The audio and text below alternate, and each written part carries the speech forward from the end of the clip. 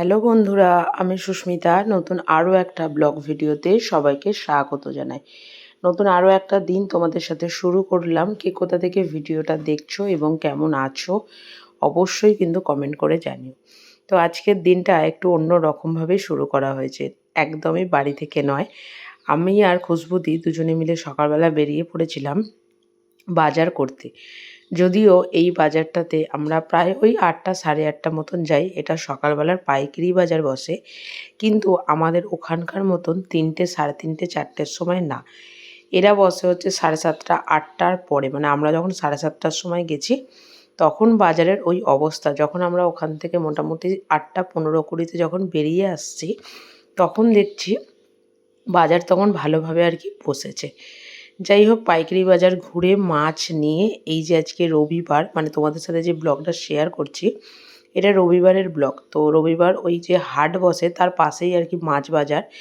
তো সবাই মোটামুটি সকাল থেকে এসে যে যার দোকান মোটামুটি করে ফেলেছে এবং কিছু কিছু লোক দোকান বসাবে বলে সমস্ত কিছু তোড়জোড় করছে আর কি। কারণ মোটামুটি এই যে সকাল থেকে ওরা বসছে, সন্ধ্যাবেলা 6:30 7টা অবধি এই হাট আর কি থাকে। তো বাড়ি চলে এসেছি আর কোনো রকম কোনো কাজ না করেই আজকে সকালবেলা আমরা প্রায় 6:30টার আগেই দুজনে বেরিয়ে গেছিলাম। এবার তো বাড়িতে এসে প্রচুর কাজ, ঘর ঝাঁট দেওয়া, ঘর মোছা, বাসন গোছানো, সকালের ব্রেকফাস্ট বানানো, সমস্ত কিছু। তো বেশ কিছু টুকটাক জামা কাপড় ছিল, তো সেগুলোকে এখানে ধুয়ে শুকাতে দিয়ে যাচ্ছি।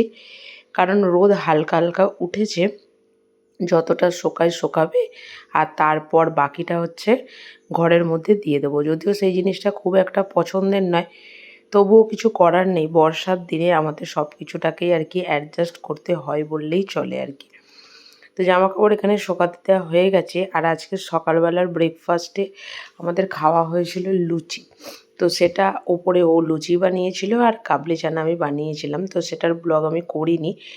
আর বাড়িতে এসে মাছগুলোকে খুব ভালোভাবে ধুয়ে পরিষ্কার করে নুন হলুদ মাখিয়ে নিচ্ছি। আর আজকে সেরকম কিছু বিশেষ রান্না করব না, কারণ এমনিতেও অনেকটা দেরি হয়ে গেছে। আর সবথেকে বড় জিনিস হচ্ছে সকালবেলা, অনেক সকালবেলা উঠে আমরা বেরিয়েছিলাম আর এসে কাজ করতে করতে জানোই অনেকটা দেরি হয়ে যায়। তো সেই কারণের জন্য খুব হালকা পাতলায় কিছু একটা রান্না করব। আর খাওয়া দাওয়া সেরে এখানে ঘরটা ঝাঁট দিয়ে এবার ঘরটা মুছে নিচ্ছি। কারণ রবিবার মানেই হচ্ছে আমাদের বাড়িতে প্রচুর কাজ থাকে। ঘর ঝুল ঝাড়া, বাজার করা, সেটাকে সুন্দর করে গুছিয়ে রাখা, এছাড়াও কী কী জামাকাপড় সারা সপ্তাহ থাকে সেগুলোকে মানে পরিষ্কার করা। তবে যেহেতু আমার এই বাড়িটাতে জামাকাপড় শুকাতে দেওয়ার কোনো অসুবিধা নেই বা জলেরও খুব একটা কোনো প্রবলেম নেই, তাই আমি রেগুলারের জামাকাপড়গুলো রেগুলারই কাচি। মানে আমারগুলো তো কাচি, তার সাথে সাথে বরমশাইয়েরগুলো খুব টুকিটাকি যেগুলো থাকে ওই দিন 10-12 পর পর তখন ওয়াশিং মেশিনটা চালাই আর তখন ওয়াশিং মেশিনে আর কি কেচে নিই। তাছাড়া সপ্তাহে যে এখন একদিন ওয়াশিং মেশিন চালাবো সেটা নয়। এক তো বৃষ্টি বাদলের ওয়েদার, আর দ্বিতীয়ত মোটামুটি সব কিছুই আর কি করেই নিই। চান করে এখানে পুজো করতে চলে এসেছি। আর আজকে পুজো করতে করতে বেশ ভালোই বেলা হয়ে গেছে, প্রায় 12টা বেজে গেছে বললেই চলে আর কি।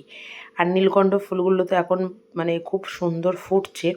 আর সত্যি কথা বলতে এই এতদিনে আমরা যে এত ফুল গাছ করেছি, মোটামুটি ধরো প্রথম থেকেই আমাদের ফুল গাছ খুব একটা ছিল না, তবে কাটিয়ারে যে জবা গাছটা ছিল সেই জবা গাছে 2-3টে করে ফুল কিন্তু ফুটতো। আর তারপরে মহারাষ্ট্র যখন ছিলাম তখন ওই একটা কেনা জবা গাছে একটা ফুল ফুটতো, এইরকম আর কি। খুব একটা ফুল দিয়ে পুজো করা হতো না।